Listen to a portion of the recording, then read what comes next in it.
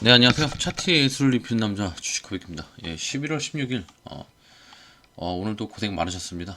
수요일인데, 오늘 코스피, 코스닥 다 하락으로 나와 있죠. 개인이 양시장 다 매수를 했고, 외인이 거래소를 오늘 들어왔고, 어제는 코스닥을 매수를 했었는데, 오늘은 코스닥을 매도했습니다. 기관 같은 경우는 이제 거래소가 매도가 좀 컸었고, 선물이 조금씩 빠지는 것들을 보아서, 대상승장은 아니라도 뭐 베어마켓 랠리라도 좀 나오지 않을까라는 생각도 들고, 자, 이게 왜 그러냐면 폴란드 지정학적 리스크가 부각됐습니다. 그러면서 이제 좀 나온 걸로 보이는데, 밤사이 이제 뉴욕 증시가 인플레이션 정점 통과를 기대하면서 상승을 했는데, 어, 미 인플레이션 정점을 통과하면서 폴란드 미사일 피격 소식에 따른 지정학적 리스크가 부각됐습니다. 그러면서 약보합으로 마감된 게 우리 증시에 영향을 좀 끼치지 않았나. 그리고 이제 원달러 환율이 재차 상승하는 점도 좀 있습니다. 보시면 원달러 환율이 다시 상승한 점, 요것도 좀, 그리고 이제 개인과 외국인이 이제 순매수하면서 낙폭은 좀 제한된 모습을 보였어요, 사실.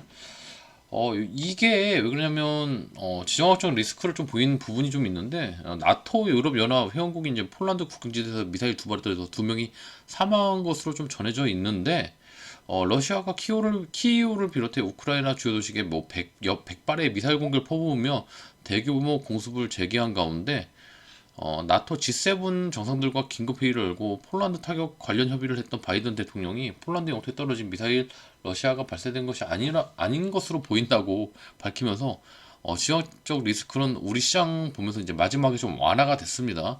여기 뉴스를 보시면 여기 나와 있는데, 자 보시면, 자 여기 나와 있죠. 4분 전 뉴스인데 노컷 뉴스에서 나왔는데, 폴란드에 떨어진 미사일 러시아 소형은 아닌 듯. 그래서 아 이게 저희 장 시작부터 이게 지역적 리스크로 인해서 이제 뭐 곡물 이런 쪽으로 좀 많이 올라갔었는데, 결국에는 이게 아니었던 걸로 좀 판단이 나오면서 떨어졌어요. 뉴스에 좀 빠르신 분들은 좀 됐겠고, 그리고 이제 원달러 환율이 7.45원 올랐죠.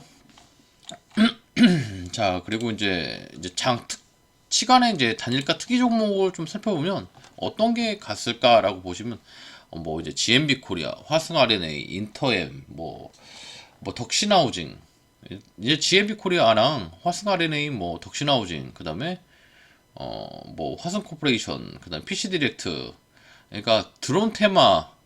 제가 이제 얼마 전에 말씀드렸던 이제 베셀 같은 UAM을 하는 드론 테마가 좀 상승이 됐고, 그 다음에 이제 네옴시티, 그 다음에 네옴시티에 들어가는 수소, 이쪽을 보면서 수급이 들어온 걸로 좀 보입니다. 그래서 제가 이제 보시면 여기에 관심 종목 세 가지, 여기 보시면 줌인터넷, 베셀, 여기 이렇게 나와 있죠. 큐브엔터까지 세 종목. 전날 그리고 오늘도 한 번 더 강조를 해드렸습니다. 큐브 엔터, 베셀, 줌인터넷, 지니너스는 밑으로 좀 떨어졌어요. 근데 이 줌인터넷 같은 경우는, 자 보시면서 여기 보시면, 자 여기 나와 있죠. 큐브 엔터, 베셀, 줌인터넷, 지니너스. 자 이제 종목 보면서 말씀을 좀 드릴게요. 자 먼저 자 큐브 엔터, 자 오늘 고점도 뚫어줬죠. 오늘 5.44%까지 올라가줬고, 오늘의 또 고점을 뚫어주고 계속 올라가는 모습으로 나와 있고, 베셀은 오늘 5일선 받고 조정을 받았습니다. 그렇기 때문에 저희는 이제 어느 정도 매도를 하고, 고점에서 매도를 하고 남은 물량을 좀 남겨놓고 있어요.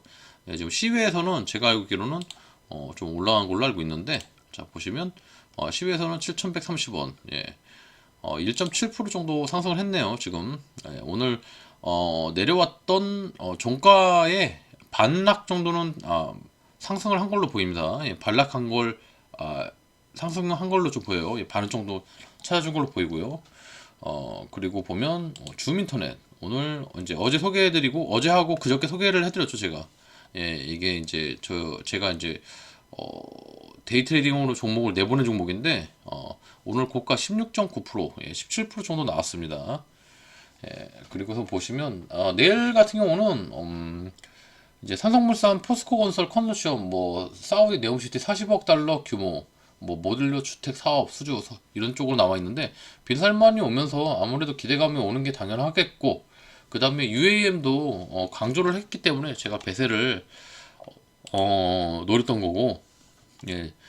차트하고 재료가 더해지면 이렇게 강한 모습이 나오기 때문에 괜찮다는 게 보이고, 큐브 같은 경우는 실적이 좀 이번에 좀 좋게 나왔고, 그리고 이제 뭐 재료가 나중에 이제 뭐 어떤 건지 모르겠지만 지금 꾸준하게 상승하고 있는 걸로 봐서는 앞으로도 계속 우상향하지 않을까? 예, 지금 뭐 여기서 보시면 1, 2, 3, 4 이제 마지막 5파일 수도 있는데 여기서 이제 지지받고 여기서 한 번 더 올리면 크게 한 번 더 올라갈 수 있다는 그런 생각이 좀 들고, 지금 이제 5파에서 보면 마지막 상승 부분인데 아무래도 한 2만 한 4천원 5천원 정도는 목표가처럼 잡고 있는데, 저는 여기까지 갈지 안 갈지는 저도 확실히 모르겠어요. 예, 주식은 대형이니까.